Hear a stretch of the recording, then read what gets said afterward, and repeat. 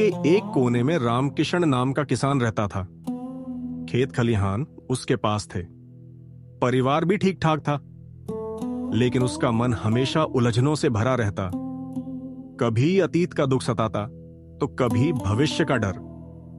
उसका चेहरा चिंता की रेखाओं से हमेशा भरा रहता। रामकिशन अपने मन में सोचता हुआ, काश बचपन में और पढ़ाई की होती तो आज गांव में नहीं शहर में बड़ा आदमी होता, और ये आने वाला साल अगर बारिश कम हुई तो मेरी मेहनत मिट्टी में मिल जाएगी। वह गहरी सांस लेता है और आकाश की ओर देखता है। गांव में एक साधु आते हैं। वह रामकिशन को चिंतित देखकर पास आते हैं। भाई, तुम्हारे चेहरे पर इतनी परेशानी क्यों है? ये उदासी कैसी? बाबा, मेरा अतीत गलतियों से भरा पड़ा है और भविष्य का डर मुझे चैन नहीं लेने देता। कभी लगता है कि सब बिगड़ जाएगा। साधु मुस्कुराते हैं और पास रखे घड़े से आधा गिलास पानी निकालकर रामकिशन को दिखाते हैं। ये देखो, गिलास आधा भरा है, तुम इसमें क्या देखते हो? बाबा, इसमें आधा पानी है और आधा खाली। यही तो तुम्हारी समस्या है। तुम खाली हिस्से को देखते हो, भरे हुए हिस्से को नहीं। जीवन भी ऐसा ही है।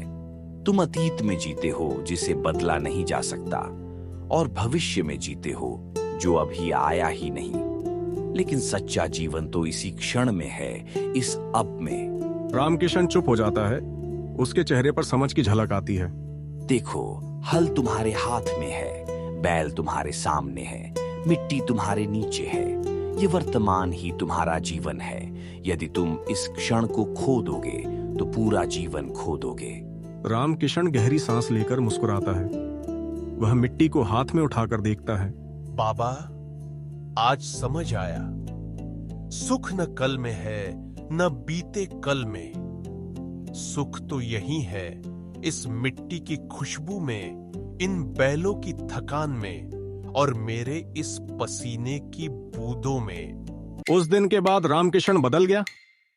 उसकी चिंता धीरे धीरे मिट्टी की तरह धुल गई और रामकिशन मुस्कुराकर बस यही कहता, मैंने अब जीना सीख लिया है।